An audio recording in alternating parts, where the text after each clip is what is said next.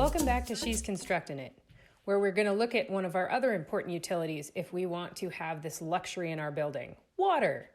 So as a note, this is going to be something that is also going to apply to most building codes. And if you don't have building codes, you should still go find references for how all this stuff should be plumbed. But let's take a look at some of the basics. This is one of those places where if you understand your system or understand some basic plumbing, it can really help when things break. Even if you're calling the plumber and you're describing to them what's gone wrong or trying to troubleshoot it because they can't get to you in time. So even if you never do any plumbing, let's go through some basics and also how we try and put things in so we troubleshoot our plumbing system and make things as easy as possible.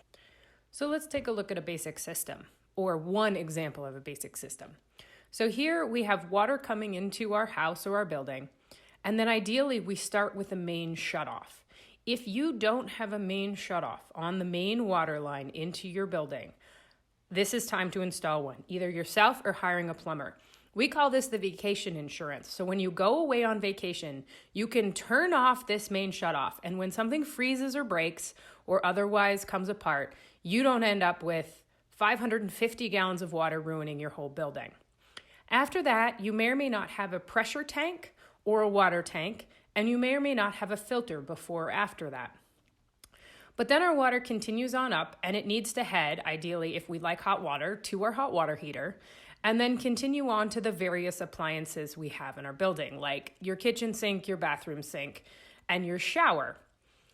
On all of these branch lines, it is ideal to have shutoffs. This means we can work on each of those lines independently if something goes wrong, and we can shut them off independently if they break and still have water to the rest of our building. This is definitely our insurance. The same goes for our hot lines coming out of our hot water heater. Make sure all of those have shutoffs as well. Another additional thing we really like is because at some point there will be a leak. At some point you will get water. We like to add anywhere we can in a mechanical or in an area with water, we like to add a drain. You can put a trap in this and add glycol, which won't evaporate, and have a backup drain for your system. We also like to mount all of our water branches, our water heater, everything we can to something that's very moisture resistant, like plywood. And we like to mount all of these lines with some sort of clips to make sure all of our water lines are secure, not dangling around, not in danger of getting caught, and we protect them as much as we can. Try and put your wall sheathing, plywood, or if you're using something like cement backer board, up off the ground. So if you have water sitting on your floor, it just doesn't wick up your wall. Also, ideally, your floor is covered in something that is water resistant, be it tile, concrete, or something that can take moisture and not get destroyed. Let's take a quick look at the studio and what some of the rough plumbing looks like in there before we've hooked up our hot water heater and while we're doing all the pressure testing. We're coming out of the water into the building with a shut-off valve. This stub will go up to the sink. This stub will go up to the hot water heater. The hot line is not connected, that's our red. We're gonna go into the bathroom. Okay. This is where we come through the wall. We're coming up at a PEX T, crimped on either side. This line continues up over to an elbow with 2 crimp rings, across to another elbow with a crimp ring, and it's going up into this chase in the ceiling. And then this line is coming down, and there's a supply valve here. That will eventually be our toilet. Okay, coming back the way we were, down here.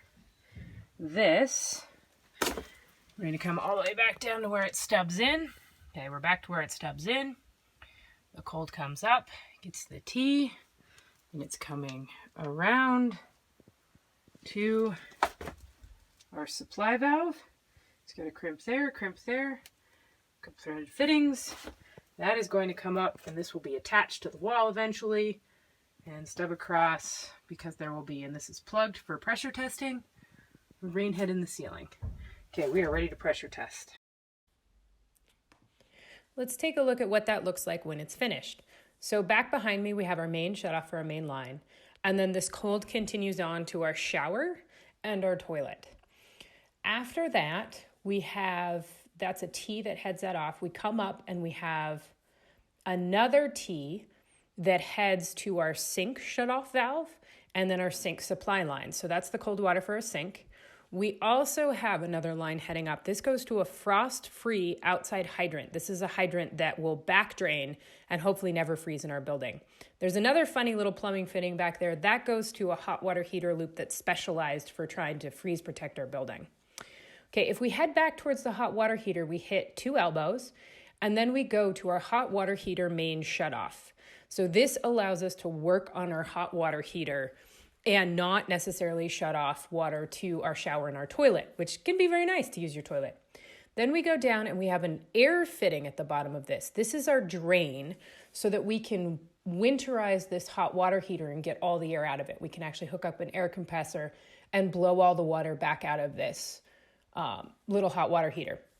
The hot water side has that same air fitting, and then hot water returns back and goes both to our sink. It's traveling out of view here beyond this piece of wood, and then goes to the sink supply valve, and that supply line will also have a valve there so you can shut off your sink.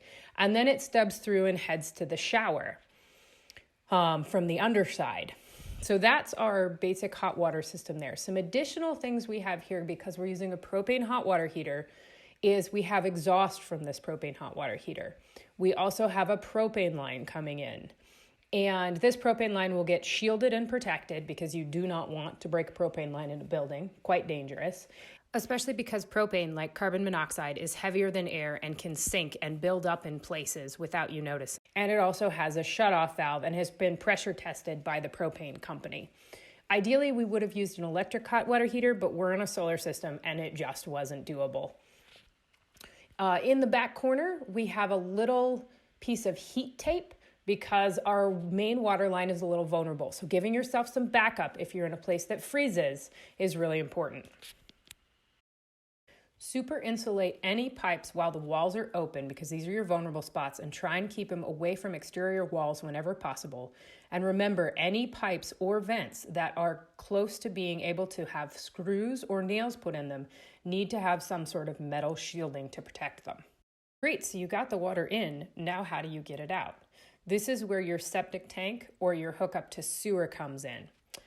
In a septic tank or sewer, one of the things you're going to have in your building are vent pipes. And this seems counterintuitive, but we'll go into why you're going to have a vent pipe in your system.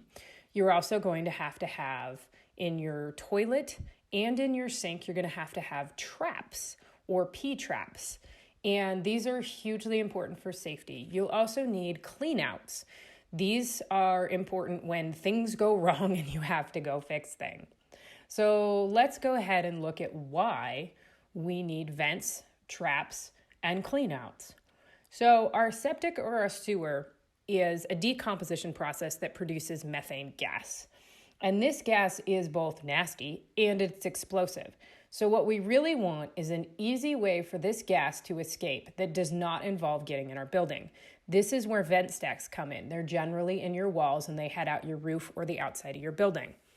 Vents also prevent you from creating a vacuum in your drain system as the water flows down your pipes so that it has a way to let air back in. The traps also block the sewer gas. That's that water sitting there. The gas can't get back through your traps full of water. So both our toilets and our sinks have that. The cleanouts are for when something goes in and clogs our line. Toilet paper or your kid's toy. This is where you have the ability to send a snake in and actually go in and physically remove those objects or push them out of the way. These are really important for being able to unblock your lines. Some of these are underneath buildings, some of them are just outside buildings. It depends on your codes and where you live and how your system is designed. There are lots of different types of water, sewer pipes, and the fittings for all of those. Let's look at just a few. So when I'm putting my PEX crimp rings on, I want them to be about 1/8 inch from the end. And here's the trick with PEX. You do need to buy a PEX crimper, and don't skimp on this. Don't buy, the really cheap at the store, discount PEX crimper from like the dollar store. You want to buy a good PEX crimper from any of your hardware stores, because these rings are what water seal any of my ends. Right here I have a poly tee. It's a plastic tee. You can use brass or plastic. Fine Home Building told us officially that, you know, they didn't find a difference between brass and plastic, so the plastic's cheaper. We're going for the plastic tees, for the poly tees. Poly fittings, we're going to put that in here. We need a tee here. Remember, when you're running water lines, think about all the places your water needs to go. So not only am I building my shower, I need a cold to go to my shower, but I'm also building my toilet, which means this tee is going to head off and do my toilet supply line run. I obviously don't need hot water for my toilet because I'm not doing any sort of bidet or anything that might require hot water. I just need cold water for flushing. So when you're building your rough plumbing, if you don't know entirely what you're doing or what you're getting into, make sure to do a sketch of like, oh, I'm going to need a line here. I'm going to need a line going to that other room. This is very, very simple. So we're just going to do this here. So to put this on, I have my crimp ring on, and then I'm going to stab my line all the way down. Okay, I'm about an 1/8 inch from the top. I'm hitting that little clip. Pushed all the way down. It's a little hard to see in here in this light. Okay, and then I'm taking my PEX crimp ring over the top, and I'm squeezing it all the way tight until it clicks to the end. And now it's officially crimped. So that is crimped up there. I'm going to bring it up to my shower valve. And then to cut PEX, I'm actually going to demonstrate somewhere out of the way. So you can just buy a cheap little PEX cutter, and it snips it right like that. No, if you're working with copper, you have to have a metal blade, saw through it, that sort of thing. PEX, you just need a nice, not very expensive little cutter and you can cut. So then I will do the same thing here. I'll cut this to length. I'll put my PEX crimp ring on. I'll attach it to my shower valve body, and then I'll have a cold water in. I want to make sure that my water line is running where I want it, and then I'll anchor it where I need it to be. Probably put a clip right there. And that'll be my shower valve body. And then I'll have a hot line doing the same thing, coming up and over. And then I'll have a water line coming up and over for my rain head. There are other types of pipes used for water lines. One thing I want to say is, in general, if we're going to bury something and not be able to get to it, we often use a brass fitting. It's very strong and it's very expensive. The other most common type of pipe used in water lines, unless you're in an old house and you have galvanized or lead pipes, in which case you want to consult an expert on replacing those, is copper pipe. This is pretty common. Copper pipe, you can buy PEX adapters so that you can switch from copper pipe to PEX. That is a great idea because PEX is so much easier to run. But if you're going to work with copper pipe, you're going to have to solder it. And we'll show you a little video of basically what that looks like. For soldering copper pipes, one of the most important things is to get your fittings really clean. So really take some metal sandpaper, fine metal sandpaper, and really sand both fittings. Rough it up and then clean those off and wipe those off. Steel wool can be helpful with this too. Once you have your fittings clean, then you're going to apply the flux. This is a really important step to helping grab your solder and solder this whole thing. So I apply it to both the pipe that is coming out and I'm attaching to and whatever fitting I'm adding on there. After that, it's time to start heating that pipe that you're attached.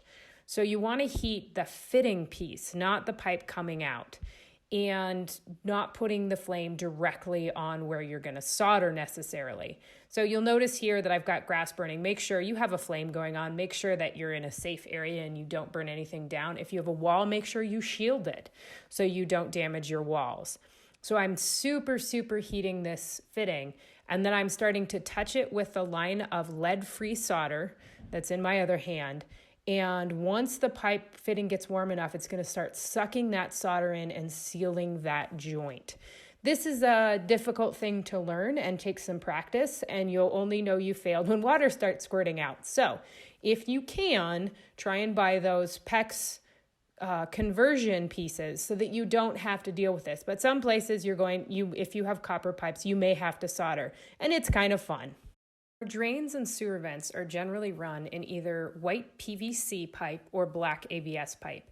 And this pipe is connected using primer and glue. And because it's generally buried either under the ground or in the walls, make sure you use both good primer and good glue, and don't skip the primer part because you do not want these pipes to come undone on you.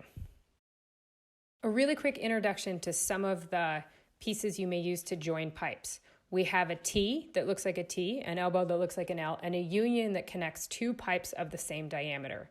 You also have a reducer if you're going from a bigger pipe to a smaller pipe or vice versa. Valves, of course, we talked about, are very important. And then there's threaded pipes versus stab-in pipes. In addition, female ends and male ends are important to know. The female end, the pipe goes in. The male end, the pipe goes over top.